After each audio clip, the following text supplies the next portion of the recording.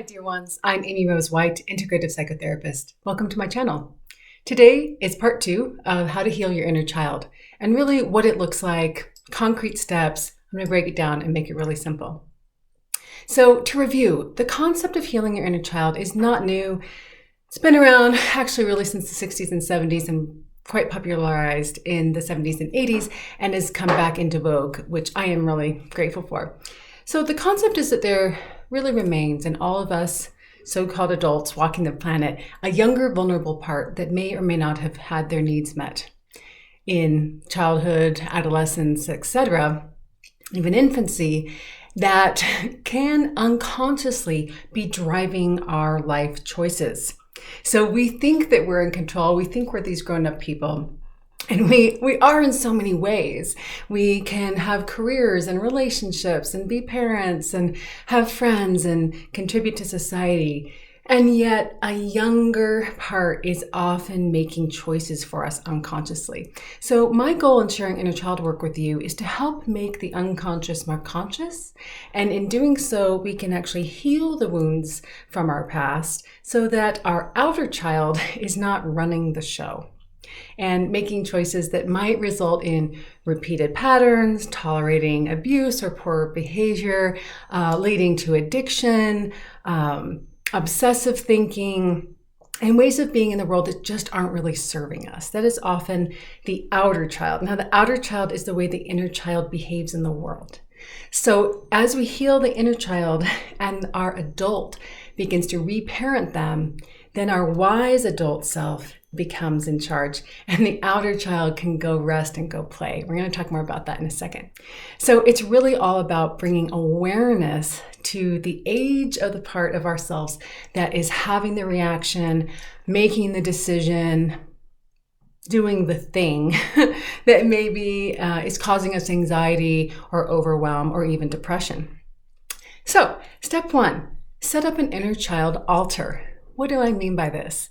I'd like you to find some photos of yourself as a child if possible. If you can't, I'd like you to draw a picture of yourself, or even find an image online of a child that you think you might have looked like. I know that sounds strange, but some people don't have access of them to pictures of themselves as children for many different reasons. But if you do have access to a photo or 2 or 3, I encourage you to find a little small space. It might be a giant shelf. It might be a little spot next to some books in your bedroom. It might be your kitchen. I personally have multiple inner child altars all through my house.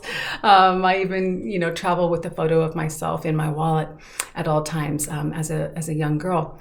So the idea of setting up this inner child is to rebuild and re-strengthen the relationship as we begin to reparent that child. So the altar consists of an image and then other representational items that are about truly the child's needs and what you might have liked or loved or even wished you could have done as a child. If you were a little one who was the oldest and you took care of a lot of siblings, or you had a sick parent or sick parents, you might not have played with jacks or balls or sidewalk chalk. You might not have been on a sports team. Maybe no one had time to take you there, or had the money to invest to teach you how to ski or something like that.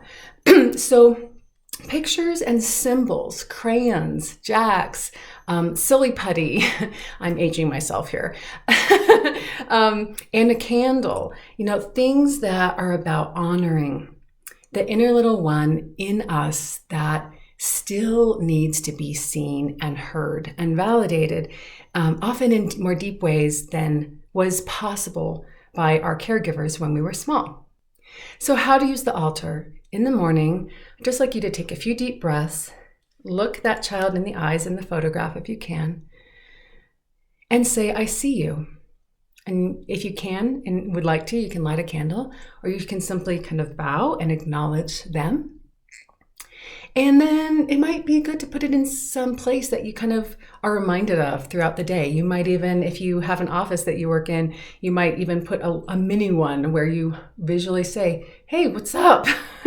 You're basically reestablishing the acknowledgement that those unmet needs still exist and that you are there to notice them and start meeting them now as we reparent that little one. Step 2. Begin to notice your automatic physical responses in the body. What happens when we're little and we're so dependent on adults is we actually learn to disconnect from our physical body. Now that can happen because of traumatic events, certainly. And in mental health, we say big T, little t. Small traumas, big traumas. Anytime that we didn't feel seen, heard, acknowledged, or what we call attuned to, meaning that a bigger, wiser, kinder, stronger adult noticed us, saw us, and was present with our own experience and helped to model the language for what we were experiencing, and also helped us to understand how to soothe ourselves in those scary experiences, which, you know, childhood is just constantly one feeling out of control experienced by another, whether it's, you know, mean kids on the playground or a teacher getting angry at you, or, you know, a big scary adult barking something at you, could be a coach, whatever. We have those experiences of helplessness and powerlessness. And in those experiences, we disconnect from the physical experience and go into fight, flight, or freeze just to cope with the emotional overwhelm. So one of the most important steps in healing our inner child is to simply reintegrate our experience of what the body is telling us moment to moment. And then we become that bigger, wiser, kinder, stronger adult that notices what's happening in the body and says, oh, I see something's up. What's going on? I'm here. I'm listening. I'm paying attention, and I'm not going anywhere. So the way I like to do this is simply, maybe it's a knot in my throat or pit in my stomach when I read a certain email or see a certain person at a meeting that reminds me of something painful, perhaps from the past.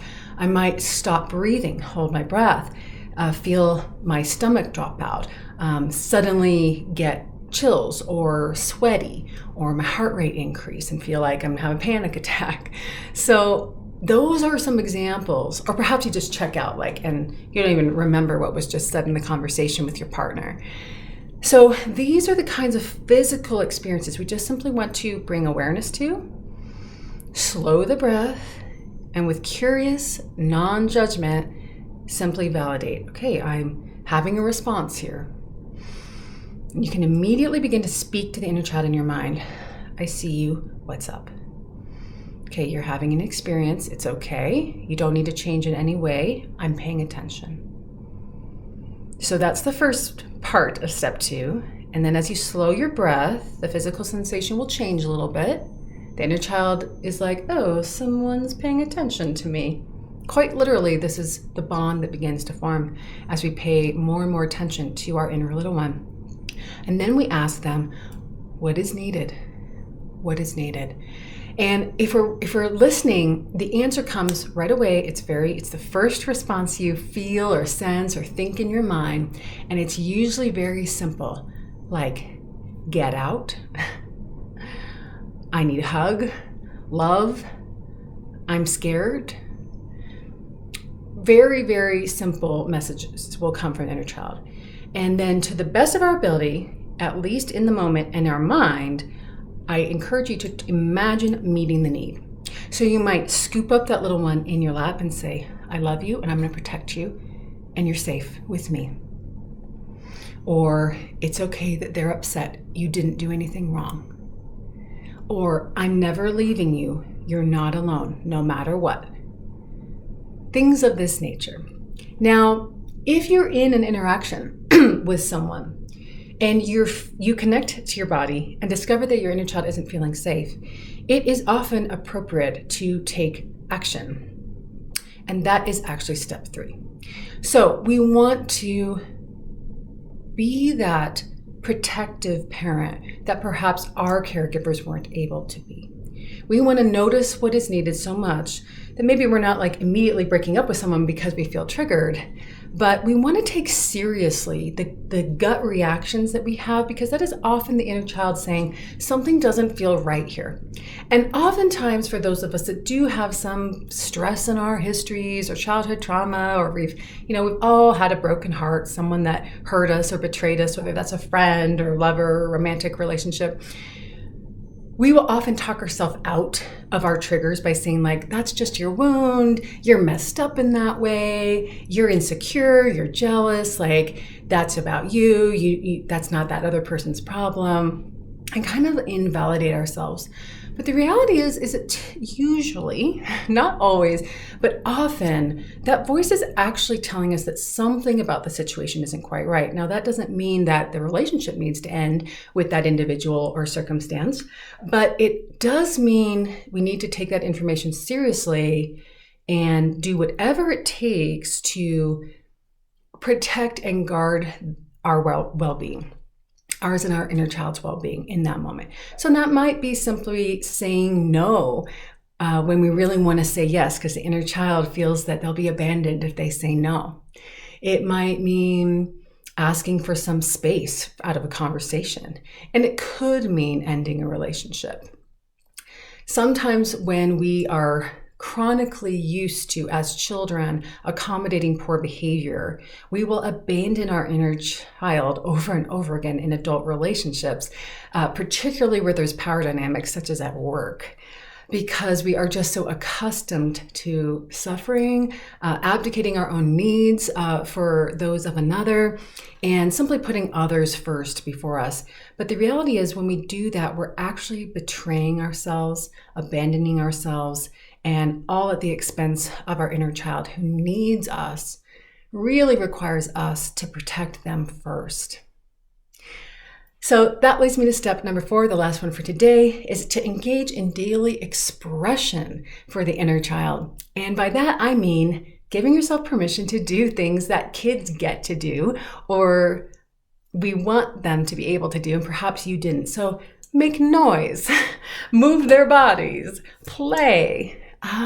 That can include intentionally every day engaging in something that allows your inner child to express themselves. So it might be, for me, it's singing, at the top of my voice while I crummily play my guitar.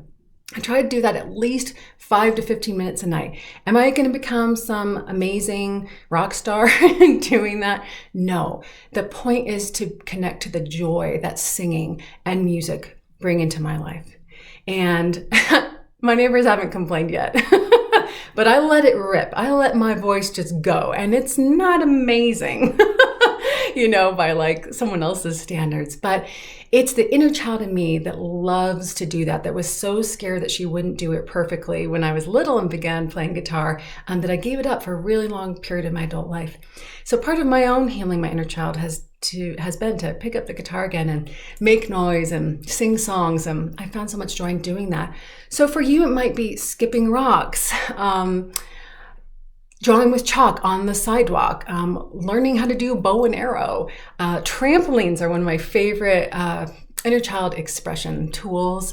Bubbles, dancing, anything that is playful, anything that is silly, anything that adults are not supposed to do. I want you to commit to at least 1 to 3 of those things every day. Do a somersault on the lawn. Be careful. Once you're over 40, you got to be a little careful with some of the physical stuff. Occasionally, there's a inner child workshop tool that's gone awry, like doing a cartwheel. Like if you used to do a round off when you were 9 years old and you're 45, I wouldn't recommend just like going and trying to do that. But you could enroll in a class again to slowly learn how to do that again. But it's also really just about free form expression that doesn't have to be a certain way. So I hope that this is helpful. I hope it's given you some ideas for long-term practice for healing your inner child. And I wish you so well. And I wish you joy in this practice, because it really is a beautiful unfolding as it happens. Until next time, may you be happy, may you be well, may you be at peace. Bye for now.